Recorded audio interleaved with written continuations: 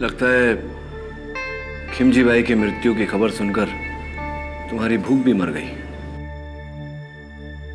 मैं जानता हूं कि तुम जानते हो दक्षा बहन सच बोल रही है, यानी कि मैं जानता हूं कि तुम झूठ बोल रहे हो। ये नहीं जानता कि क्यों झूठ बोल रहे हो, क्यों दक्षा बहन को फंसा रहे हो, किसके कहने पर। योजना के अनुसार चोरी की आधी रकम तुमने दक्षा बहन के घर के बाहर कचरे के डिब्बे में डाला, उसके बाद अपने आप को पुलिस को पकड़वा दिया। उस खाने में बेहोशी की दवा भी तुम्ही ने डाली थी। नहीं नहीं, तो किसने मिलाई थी? ये मैं आपको नहीं बता सकता। देखिए, मैं बहुत बुरी तरह फंस गया हूं। मुझे नहीं पता था कि वो सेठ मर जाएगा। मुझे लगा कि मुझ पर चोरी का इल्जाम आ जाएगा और मैं उसकी दी हुई जमानत से छूट जाऊंगा।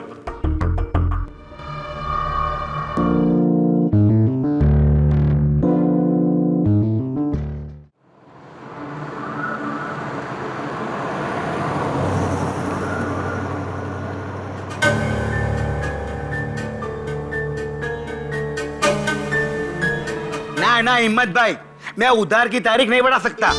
अरे तारीख बढ़ेगी तो ब्याज बढ़ा के आपको देना पड़ेगा। हाँ क्या? अरे भाई, तुम्हारी मुसीबत की वजह से मैं मुसीबत में क्यों हूं बताओ मेरे को सोमवार तक पैसा चाहिए बस। हाँ बहुत भूख लगी छे भाई। क्या रे निर्मेश, हैं? कब से तेरा इंतजार कर रहा हूं मालूम है क्या? हैं? और आजकल ये डब्बा लेट क्यों लेके आ रहा है? करूँ क्या? दक्षा बहन को तेरी कंप्लेन करूँ क्या? अरे नहीं नहीं सेठ जी, वो क्या हो गया ने कि रास्ते में ट्रैफिक बहुत जाम हो गया था। हाँ। तो उसकी वजह से ना मैं थोड़ा अटक गया। हाँ ठीक है, रख डब्बा। ये लो सेठ जी। हाँ। पर सेठ जी, हाँ। खाना एकदम गर्म है। हो कब से भूख लगी है मालूम है तेरे को?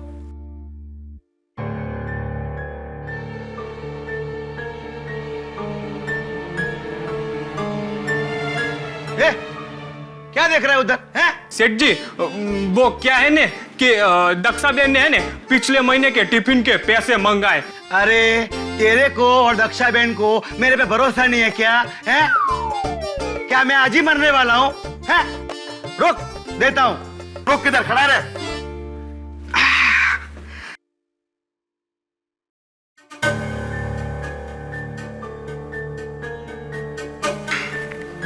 ये ले पैसा, दे देना दक्षा बहन को, जा।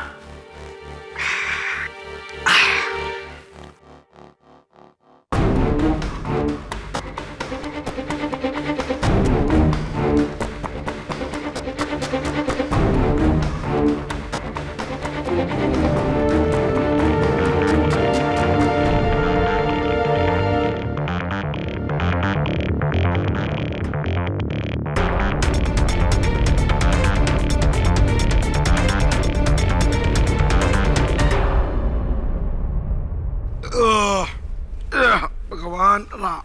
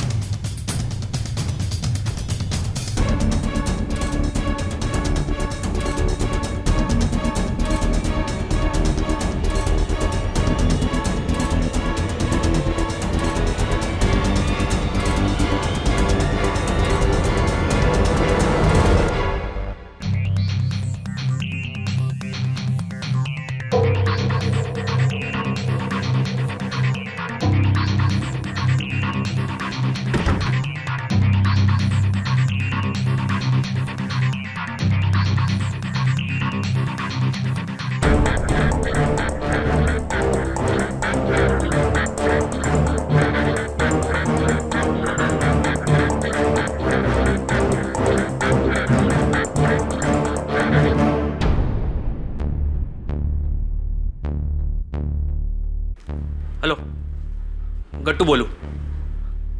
बेहोश हो गए? हाँ हाँ 100%। खाने ने अपना काम कर दिया है। हाँ रखता हूँ।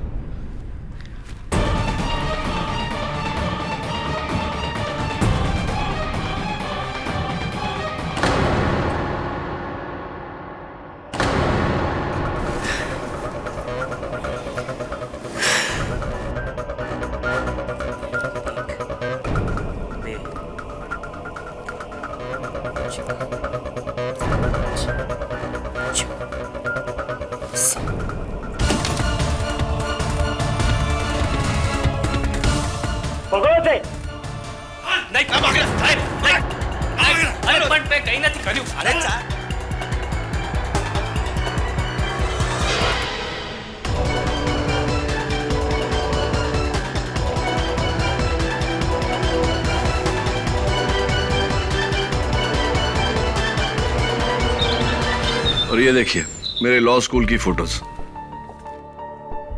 ये विश्वजीत राणावत, याद है ना आपको? Handsome man.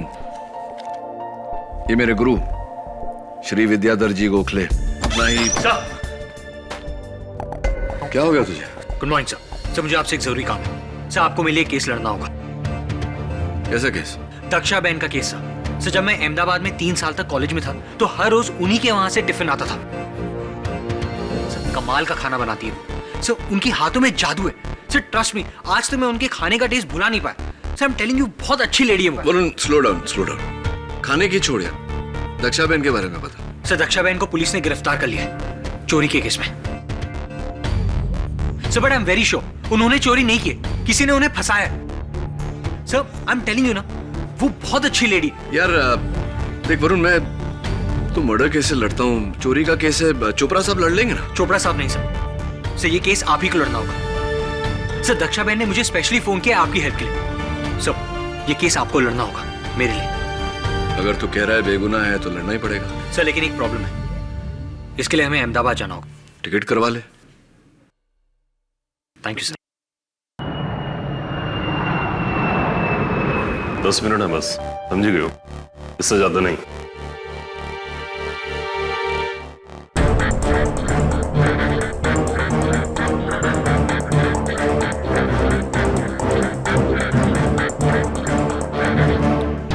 दक्षाबेन, जय Shri Krishna.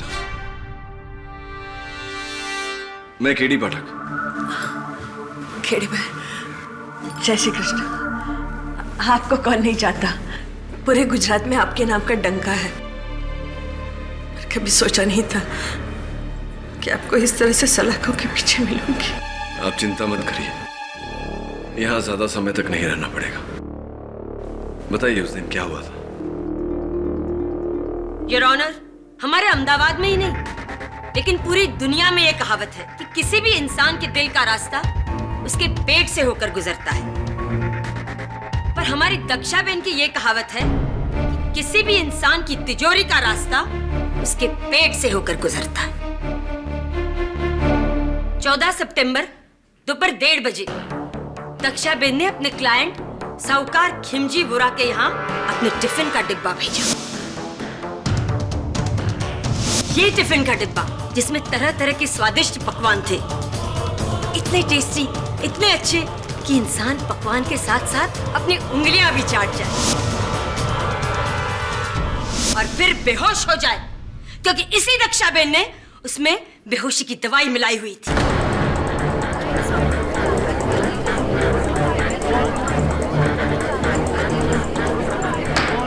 Silence in the court please. ये रही उस बचे हुए खाने की फॉरेंसिक रिपोर्ट। और उसी नशे में खिमजीबाई फौरन बेहोश हो गए। बस इसी मौके की ताक में बैठा दक्षाबेन का साथीदार गट्टू परमार फौरन दुकान के अंदर आ गया और पूरे 4,30,20,000 रुपए की चोरी की। खिमजी वोरा की पूरी जमा पूंजी। खेमजी भाई वोरा इस अदालत में क्यों नहीं आए? योर ऑनर, वो आईसीयू में है। उनकी दोनों किडनियां कमजोर हो गई हैं। दक्षाबेन ने अपने खाने में जो सेडेटिव्स मिलाकर उन्हें दिए थे, उससे उनकी दोनों किडनियों को काफी नुकसान पहुंचा है। He is critical. जज साहब, मैं कुछ नहीं जानती, मुझे कुछ नहीं मालूम। 4 पुश्तों से हम खाना बनाकर लोगों का पेट भर रहे हैं। आज तक कभी किसी ने कोई शिकायत नहीं की। अपने अन्न पर गर्व है मुझे। और क्या आपको लगता है कि मैं अपने ही खाने में जहर या नशे की दवाई मिलाकर किसी को इस तरह से? नहीं जज साहब, इस तरह अपने अन्न का अपमान करके मैं किसी की नहीं, ये मेरे संस्कार नहीं है जज साहब। दक्षाबेन, आपके संस्कार क्या हैं, क्या नहीं है, भाई ये तो हम नहीं जानते। पर आप मेरा विश्वास कीजिए कि एक बात तो मैं अच्छे से जानती हूँ कि फिलहाल आप जो कुछ भी बोल रही हैं, वो सरासर झूठ बोल रही हैं। और रहा सवाल आपके संस्कारों का, ये तो हमारे गवाहों से पता हमें चल ही जाएगा, है ना? जज साहब, मेरा पहला गवाह है रंगे हाथों चोरी करते हुए पकड़ा गया चोर गट्टू परमार।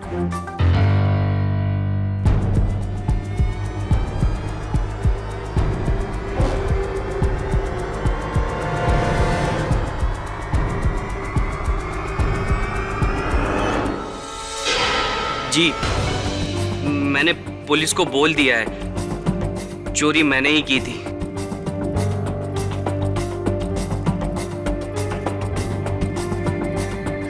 वाह गट्टू वाह, शाबाश। ये कहकर तुमने अदालत की बहुत बड़ी मदद की है। पर हमारी एक छोटी सी प्रॉब्लम और है, उसे भी सॉल्व कर दो।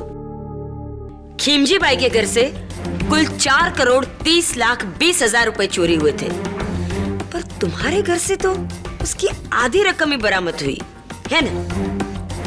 बाकी नहीं। बाकी रकम मैंने उसको दी थी जिसने मुझे चोरी करने वहां भेजा था, मेरा भागीदार। तुम्हारा भागीदार है ना? कौन? दक्षाबेन।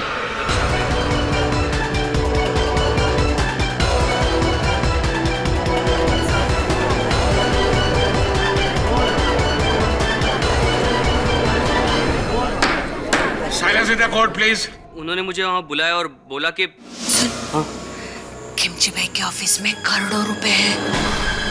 हाँ, दोपहर के वक्त उनके ऑफिस में कोई भी नहीं होता, सब लोग खाना खाने के लिए घर चले जाते हैं। मैं खिमजी भाई के डब्बे में बेहोशी की दवा मिला दूंगी।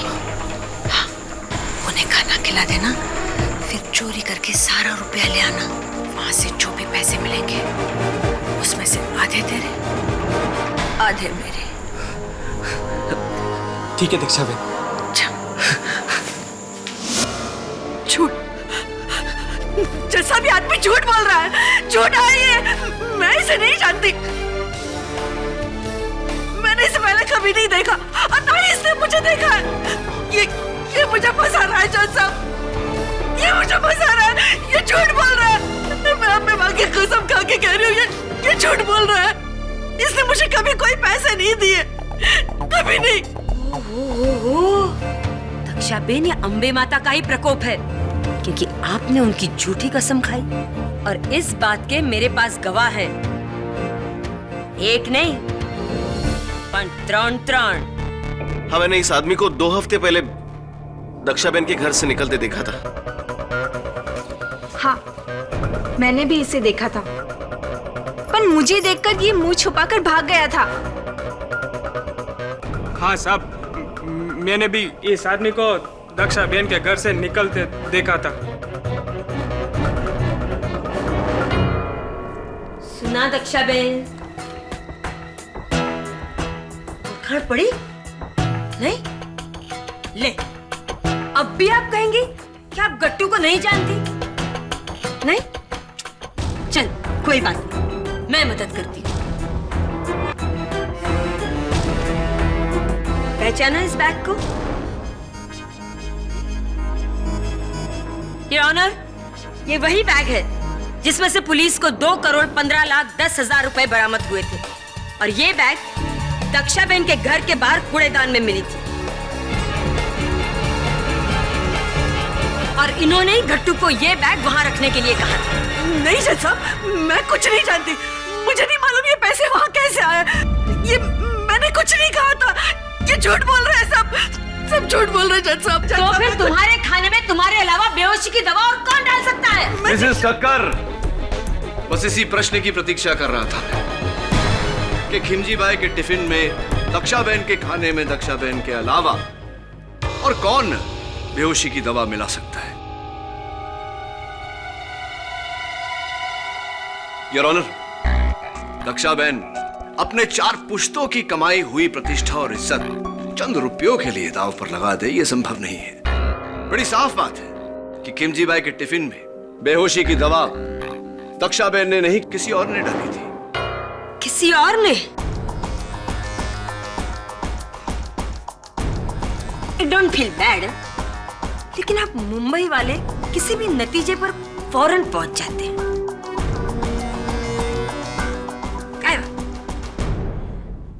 दक्षाबेन, मैं चाहूंगी कि आप अदालत को अपने पूरे दिन का रूटीन बताएं, डिटेल में, ताकि हम हमारे मेहमान, मुंबई से आए हुए मेरे दोस्त केडी भाई ये जान सके कि ये काम किया किसने है ना? हाँ है। बोलिए। जी जैसा मैं रोज सुबह 5 बजे उठ के स्नान करके भगवान की पूजा करके रसोई में जाती हूँ। फिर मैं दाल, अनाज और तरकारी साफ कर लेती हूँ। तब तक 6 बज जाते हैं। फिर 6 बजे हमारे महाराज आते हैं, जो पिछले 20 साल से मेरे साथ रसोई में काम कर रहे हैं। फिर हम दोनों मिलकर सारा खाना बना लेते हैं।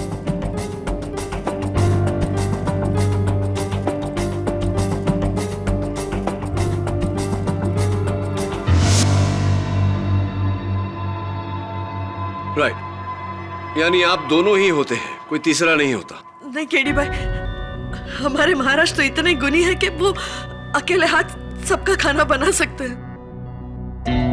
फिर 10 बजे तक सारा खाना बन जाता है, दाल, चावल, सब्जी और मीठा। फिर 10 बजे पवित्र आती है।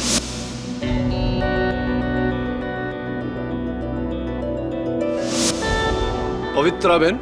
जी, पवित्रा सारे डब्बे साफ करके मुझे देती है और फिर मैं उन डब्बों को चेक करके मैं, महाराज और पवित्रा डब्बों में खाना भरते हैं।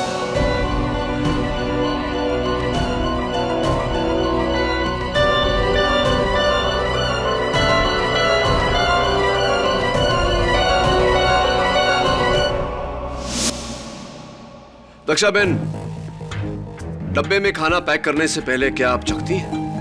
हाँ हाँ केडी भाई, हमेशा।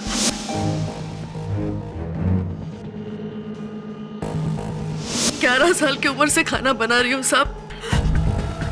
अगर खाने में थोड़ा सा नमक कम या ज्यादा भी हो जाए ना तो मैं सूंघ के बता सकती हूँ। और उस दिन आपको ऐसा कुछ नहीं लगा? खाना बिल्कुल ठीक था? हाँ, मैंने खाना चख के देखा था।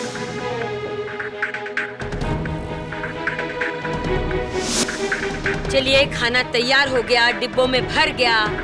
फिर मेरे दोनों लड़के आते हैं, निर्मेश और मनसुख।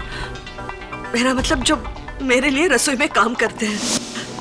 फिर ये दोनों अपने अपने लिस्ट के मुताबिक डब्बों को बांटने के लिए चले जाते हैं। मतलब ए से लेकर जेड तक, खाना बनाने की क्रिया से लेकर उसे डिब्बे में भरकर भेजने की क्रिया तक, हर काम आपकी नजर के सामने होता है ना? तो जब ये कार्य चलता है उस समय आप कहाँ होती? मैं वही रहती हूँ केडी भाई, मेरी नजर यहाँ से वहां जरा नहीं हटती। दक्षाबेन, खिमजी भाई को डब्बा किसने पहुंचाया था? जी, निर्मेश ने। भी क्या बताओ साहब, मेरे सामने तो ना डब्बा पूरा टाइम बंद था। हाँ? क्योंकि मैंने तो डब्बा लिया ने, मैंने तो सीधा साइकिल पे टांगा ने, बिना किधर रुके मैं तो सीधा खेमजी भाई के ऑफिस पर पहुंच गया। क्या है ना कि उनका डब्बा पहला था ना, तो सब मैंने तो घंटी बजाया, डब्बा दिया, महीने के पैसे लिए ने, मैं तो निकल गया साहब।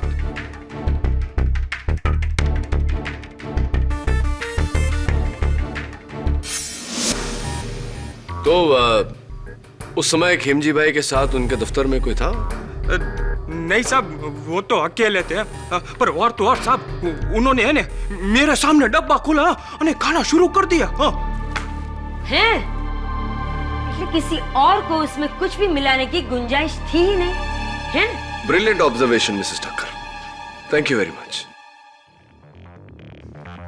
तो आम तौर पर डब्बा लेकर खिमजी भाई के ऑफिस कितने बजे पहुंचते थे आप? यही 1 बजे। लेकिन उस दिन तो आप 1:20 पे पहुंचे थे। ये 20 मिनट लेट क्यों हो गए?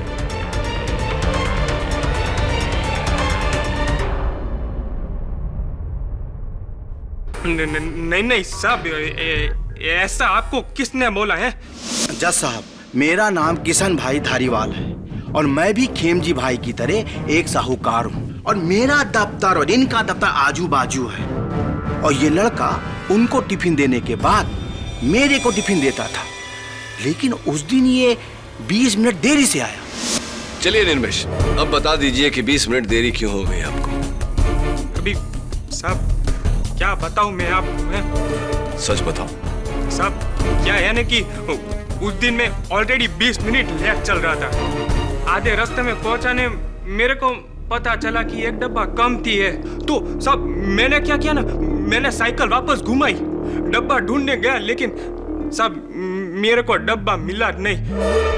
साहब मैं बहुत घबरा गया था साहब। तो क्या है ना साहब कि अगर दक्षा बहन को पता चलता ना तो मेरे को बहुत डांट पड़ती साहब। फिर क्या किया तुमने? साहब फिर है ना मैंने मनसुख को फोन किया। क्या है ना साहब कि उस दिन ऑफिस में उसका एक ग्राहक नहीं आया था साहब, तो मैंने है ना उससे एक एक्स्ट्रा डब्बा मांगा और मनसुख ने ना साहब मेरे को चुपके से वो डब्बा दे दिया। तो ये गुमशुदा डब्बा कहानी है या बहाना उस डब्बे के खाने में जहर डालने के लिए?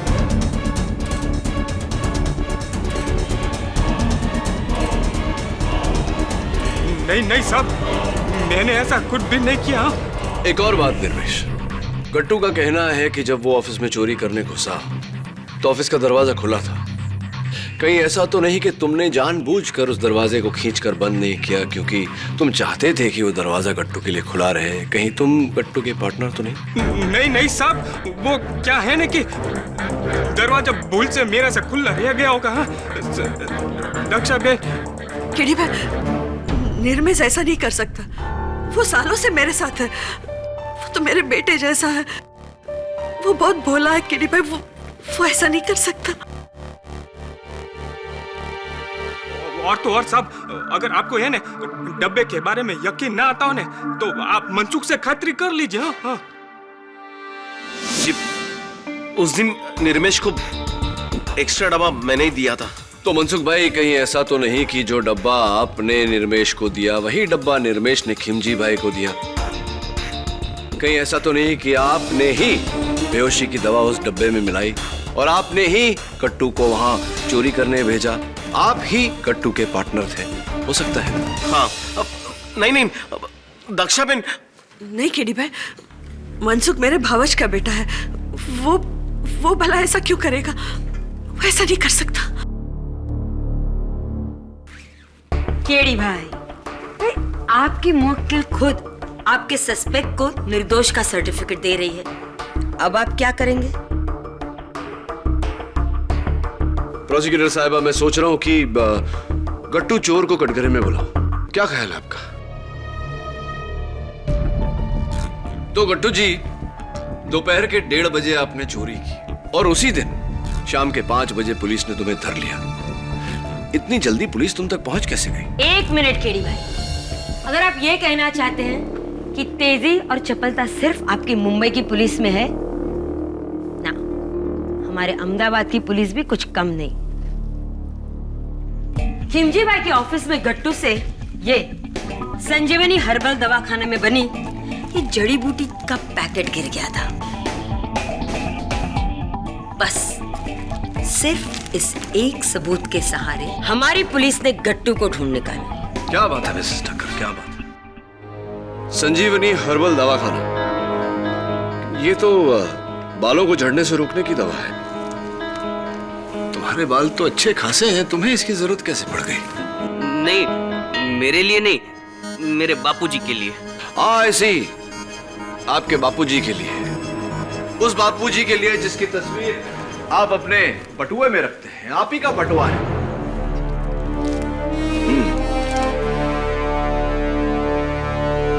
बड़े हैंडसम है आपके बापूजी।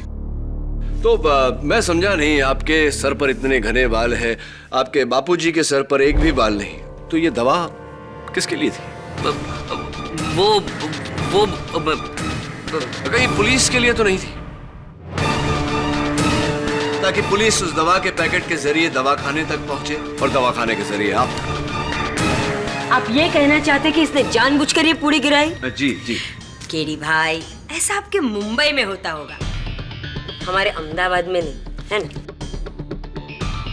एक बात बताइए प्रोसिक्यूटर साहब, अक्सर चोर चोरी करके भाग जाता है, फरार हो जाता है, तो फिर गट्टू ने ऐसा क्यों नहीं किया? वो अपने घर जाकर चोरी की रकम बिस्तर पर फैलाकर दरवाजे खिड़कियां खोलकर क्यों बैठा था? ये उसकी बेवकूफी थी या चालाकी, ताकि पुलिस तुम्हें पकड़े और तुम अदालत में दक्षाबेन के खिलाफ गवाही दो।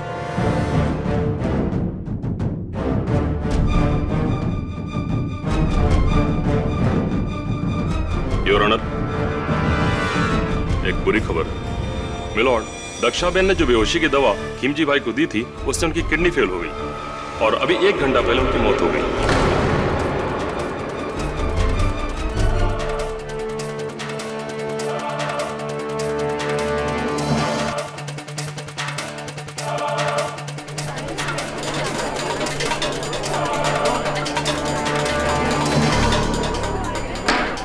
Silence in the court please. Dakshaben, ये क्या कर दिया तुमने?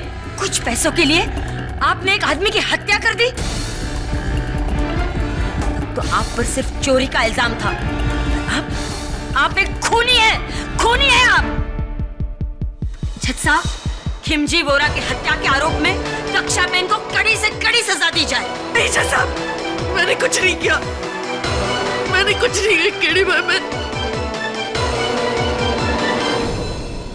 खिमजी भाई की दुखद मौत ने इस केस को बड़ा ही गंभीर मोड़ दिया है। जिस तरह के हालात दिख रहे हैं, मैं ये सोचने पर मजबूर हो गया हूं कि क्या यह पूरा षड्यंत्र सिर्फ पैसों की चोरी के लिए किया गया था या खिमजी भाई की मौत के लिए।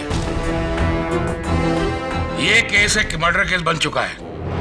जब तक इस केस की पूरी तरह छानबीन ना हो, यह अदालत मुलतवी की जाती है।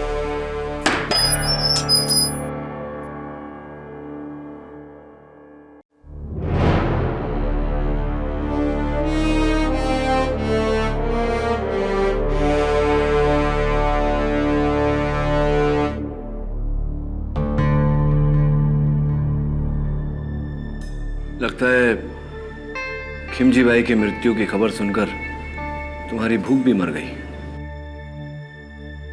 मैं जानता हूं कि तुम जानते हो दक्षाबेन सच बोल रही है, यानी कि मैं जानता हूं कि तुम झूठ बोल रहे हो। ये नहीं जानता कि क्यों झूठ बोल रहे हो, क्यों दक्षाबेन को फंसा रहे हो, किसके कहने पर? योजना के अनुसार चोरी की आधी रकम तुमने दक्षाबेन के घर के बाहर कचरे के डिब्बे में डाला, उसके बाद अपने आप को पुलिस को पकड़वा दिया। उस खाने में बेहोशी की दवा भी तुम्ही ने डाली थी। नहीं, तो किसने मिलाई थी? ये मैं आपको नहीं बता सकता। देखिए, मैं बहुत बुरी तरह फंस गया हूं। मुझे नहीं पता था कि वो सेठ मर जाएगा। मुझे लगा कि मुझ पर चोरी का इल्जाम आ जाएगा और मैं उसकी दी हुई जमानत से छूट जाऊंगा। देखो गट्टू, मैं जानता हूं कि तुम बेगुनाह हो, इस कत्ल में तुम्हारा कोई हाथ नहीं, और अदालत में मैं तुम्हारी सजा कम भी करवा दूंगा, लेकिन तुम्हें अपने भागीदार का नाम बताना होगा। उसी की वजह से तो अब जज साहब ने मुझे फांसी की सजा दे देंगे। मुझे पूरा यकीन है कि तुम बेकसूर हो और तुम्हारी सजा मैं कम करवा दूंगा, लेकिन तुम्हें ये तो बताना पड़ेगा कि तुम्हारा भागीदार कौन है। ये क्या हो रहा है केडी भाई?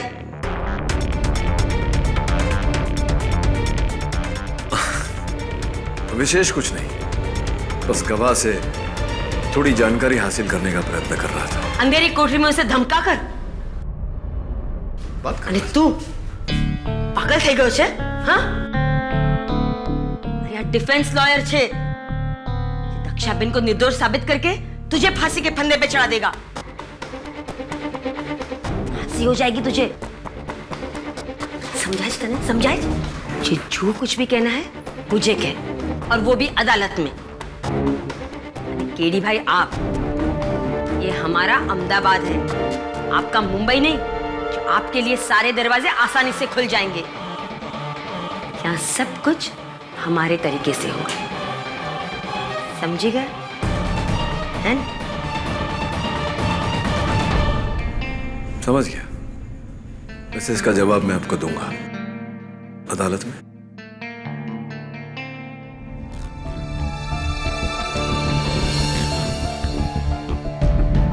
सर, बोल। सर ये रहा टिफिन, दक्षाबेन के घर से ही लाया हूं। और उस दिन ऐसा ही टिफिन खिमजी भाई के यहाँ भी गया था। और सब, और सर ये दक्षाबेन की रेसिपी की किताब जो आपने मंगवाई थी। पर आप इस किताब का क्या करेंगे? उंधियू की रेसिपी देखना चाहता हूँ। बैंगन, आलू, सूरन, असली घी कहीं पर भी नहीं, और दाल ढोकली।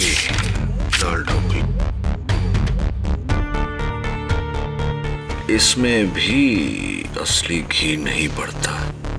असली घी? हाँ, असली घी पर, क्योंकि फोरेंसिक्स के रिपोर्ट के अनुसार खिमजी भाई को जो डब्बा गया था उस खाने में असली घी के ट्रेसेस पाए गए। देखना यह है कि असली घी ऊंधियू में था या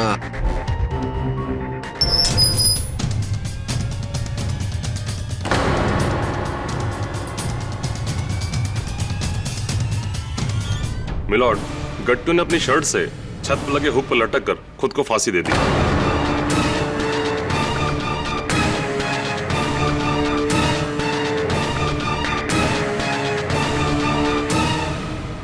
गट्टू ने अपनी जान दी नहीं या ऑनर, बल्कि केडी पाठक ने उसकी जान ली है।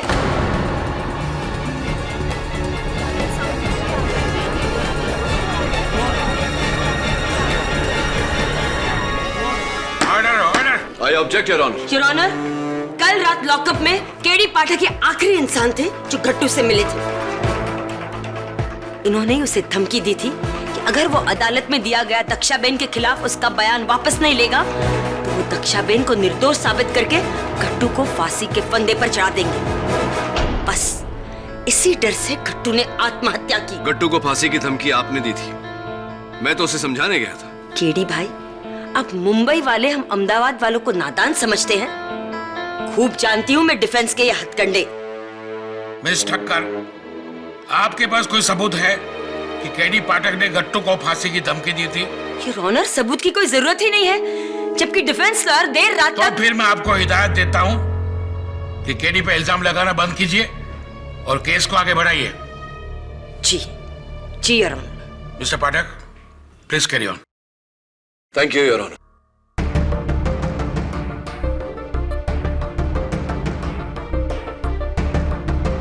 योर ऑनर, ये हूबहू वैसा ही टिफिन है जैसा उस दिन खिमजी भाई के दफ्तर में भेजा गया था। इसमें खाना भी बिल्कुल वैसा ही है जो उस दिन था। ऊपर के डब्बे में रोटी और मीठा, दूसरे डब्बे में चावल, तीसरे डब्बे में ऊंधियू और आखिरी में दाल ढोकली। दक्षाबेन, उस दिन भी खाने का यही क्रम था ना? हाँ केडी भाई, मीठा और सूखा ऊपर के डब्बे में होता है, गरम और पतली सब्जियां नीचे वाले डब्बे में। आपको डब्बा पैक करना तो आ गया मिस्टर पाठक, अब क्या हमें खाना खिलाने का इरादा है? योर ऑनर, फोरेंसिक्स के मुताबिक बेहोशी की दवा आखिर के 3 डब्बों में पाई गई, यानी कि चावल में, ऊंधियू में और दाल ढोकली में। रोटी और मीठे में बेहोशी की दवा की कोई ट्रेसेस नहीं मिली। तो व्हाट्स द प्रॉब्लम? दक्षाबेन अच्छी तरह जानती थी कि खिमजी बाई को मारने के लिए कितनी दवा काफी है ना? दक्षाबेन, मुझे यह बताइए कि आप जब खाना बनाती हैं तो क्या उसमें असली घी का इस्तेमाल करती हैं? नहीं केडी भाई, असली घी सिर्फ रोटियां और मीठे में डलता है, बाकी के खानों में असली घी नहीं डालते। असली घी भारी होता है और सबकी सेहत के लिए ठीक भी नहीं होता। बाकी खाने में असली घी नहीं डलता योर ऑनर। अगर दक्षाबेन अपने खाने में असली घी नहीं डालती तो सोचने वाली बात यह है कि फोरेंसिक्स को उस खाने में से असली घी के ट्रेसेस कैसे मिले? असली घी? मैंने तो असली घी डाला ही नहीं था। मिलॉर्ड, डाला भी होता तो क्या फर्क पड़ता है, क्योंकि मौत असली घी से नहीं बेहोशी की दवा से हुई है। तो बेहोशी की दवा असली घी में मिलाई गई थी योर ऑनर।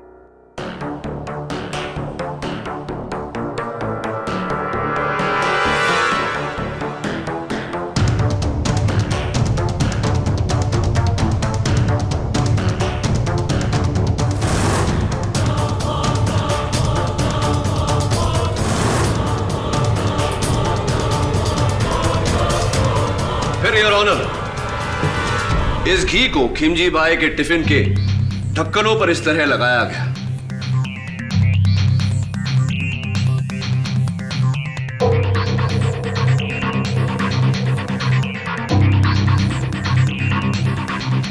और पैक किया गया। गरम खाना होने के कारण जैसे ही घी पिघला, उसमें डाली गई बेहोशी की दवा खाने में मिल गई।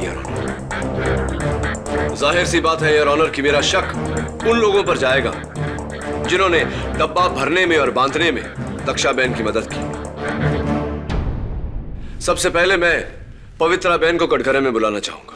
आ તમે શું બોલો છો? आप ये क्या कह रहे हैं साहब? मैं घी में जहर मिलाकर डब्बों के ढक्कन पर? ना ना, अपनी बहन समान दक्षाबेन के साथ मैं ऐसा नहीं कर सकती। मुझे क्या नर्क में जाना है? दक्षाबेन, मैंने ऐसा कुछ नहीं किया, मैंने ऐसा कुछ नहीं किया। केडी भाई, पवित्रा ऐसा नहीं कर सकती। वो बहुत भोली है। फिर तो एक ही शख्स बचता है योर ऑनर, महाराज जी। क्या मैंने उस भोजन में बेहोशी की दवा मिलाई? अरे बुद्धि भ्रष्ट हो गई है तुम्हारी। मैं पूछ रहा था आपसे। एक बात कान खोलकर सुन लो, अपने भोजन से किसी की जान लेने से पहले मैं अपनी जान ले लूंगा। शांत शांत થઈ જાઓ महाराज। मुंबई वालों जी, आई होप आप समझ गए केडी भाई। शांत हो जाइए महाराज। केडी भाई आपको नहीं जानते ना, इसलिए उन्होंने। केडी भाई, महाराज तो मेरे गुरु समान है, वो भला ऐसी हरकत क्यों कर सकते हैं? वो ऐसा नहीं कर सकते। दक्षाबेन, अगर सभी निर्दोष है तो उस खाने में बेहोशी की दवा क्या आप? अपनी बात पूरी कीजिए मिस्टर पाठक। तो क्या खाने में बेहोशी की दवा आपने मिलाई थी दक्षाबेन? नहीं नहीं, मैं तो आपकी बात से बिल्कुल सहमत हूँ। बल्कि मैं तो कोर्ट से कब से कह रही हूँ कि दक्षाबेन ही खूनी है।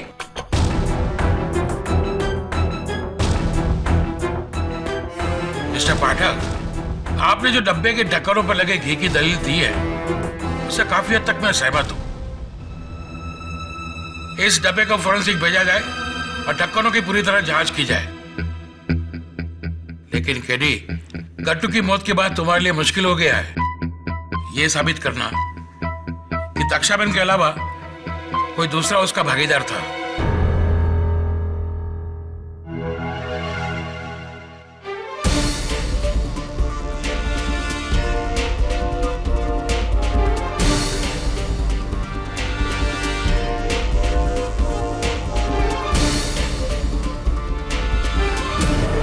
हाँ, मैंने भी इसे देखा था, पर मुझे देखकर ये मुंह छुपाकर भाग गया था।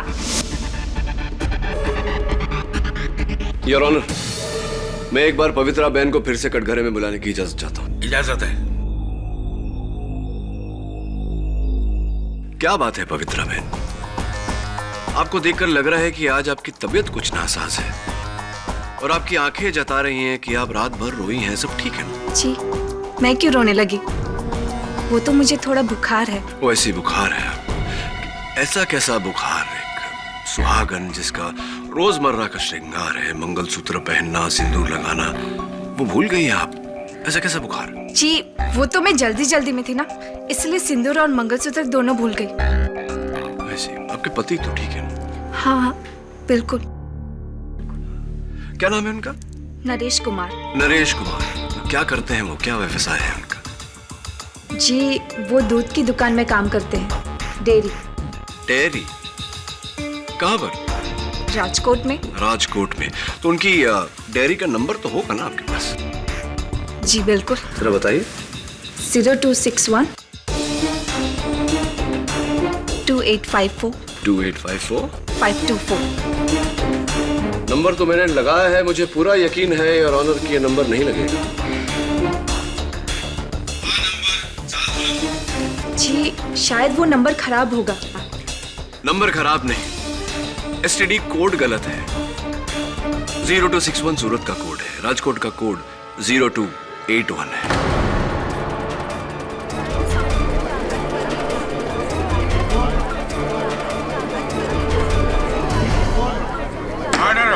जरा अपने हाथ बताइए, कलाई बताइए।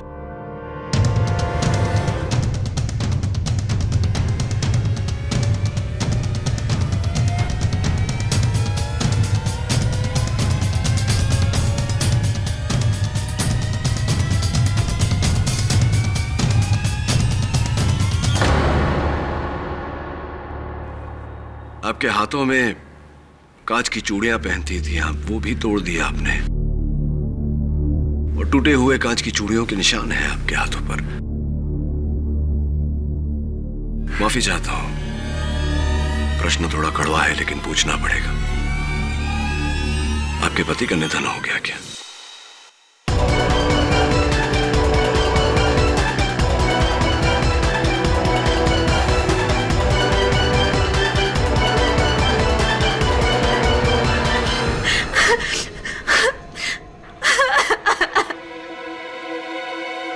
यही दंड है मेरा कि मैं अपने पति की मौत पे खुल के रो भी नहीं सकती। लेकिन वो मरा, मेरी वजह से वो मरा। हाँ हाँ, मेरी वजह से वो मरा, क्योंकि मैंने उससे कहा था किमजी भाई के ऑफिस जाकर चोरी करने के लिए।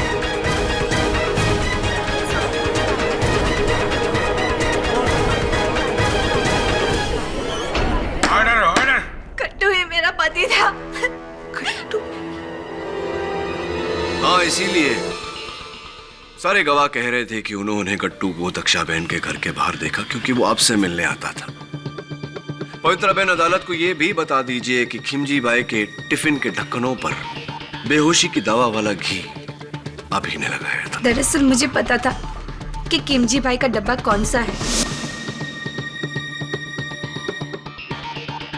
इसीलिए मैंने घी में बेहोशी की दवा मिलाई और घी को उस डब्बे के ढक्कनों पे लगाया।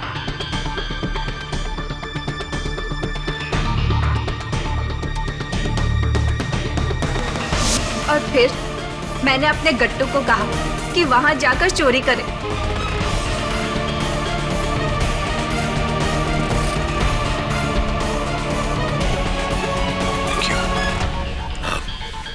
एक आखिरी प्रश्न।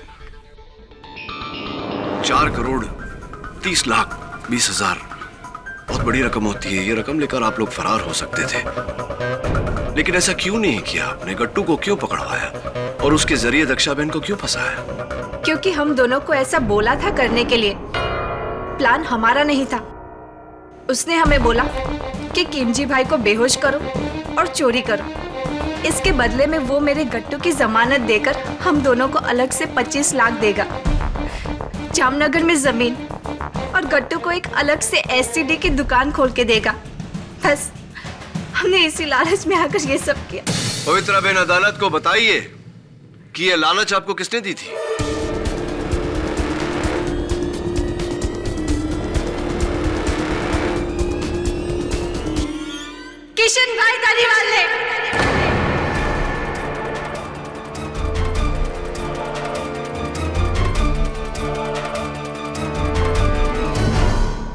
कहाँ भाग कर जा रहा है? जज साहब, खेमजी भाई की वजह से मेरी साहूकारी का धंधा चौपट हो रहा था और उन्होंने मेरे सारे ग्राहकों को हथिया लिया था। इससे पहले कि मैं बर्बाद होता, मैंने उन्हें मारने का प्लान बना डाला। जज साहब, मुझे पता था कि उनके गुर्दे कमजोर हैं और बेहोशी की दवा का जरा सा ओवरडोज उन्हें मार देगा, और इसीलिए पवित्रा और गड्डू को चोरी का लालच दिया ताकि वो अनजाने में खेमजी भाई का खून कर सके। और जज साहब, ये सब मैं अपने धंधे को बचाने के लिए किया था, और ये सारा प्लान मैंने बनाया था जज साहब, मैंने। Arrest my case, Your Honor. ये अदालत किशन भाई धारीवाल और पवित्रा बेन को खिमजी भाई वोरा के दफ्तर से चोरी करने और उनके मर्डर के केस में दोषी ठहराते हुए उन्हें गिरफ्तार करने का हुक्म देती है, और दक्षा बेन को इस इल्जाम से बाइज्जत बरी करती है। The case is closed.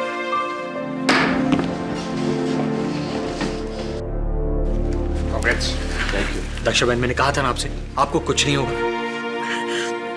भगवान तारू भलो करे। धन्यवाद बेटा। अरे धन्यवाद मुझे नहीं, इन्हें कहिए। खेड़ी भाई, धन्यवाद। अरे अरे, छोड़ के आ चल।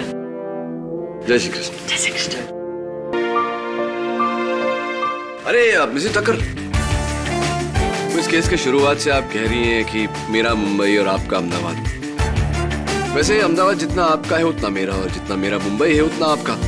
और इस केस में अगर हमारा कुछ है तो वो है हमारा हिंदुस्तान। बोलिए जय हिंद। जय हिंद। बोलिए जय हिंद।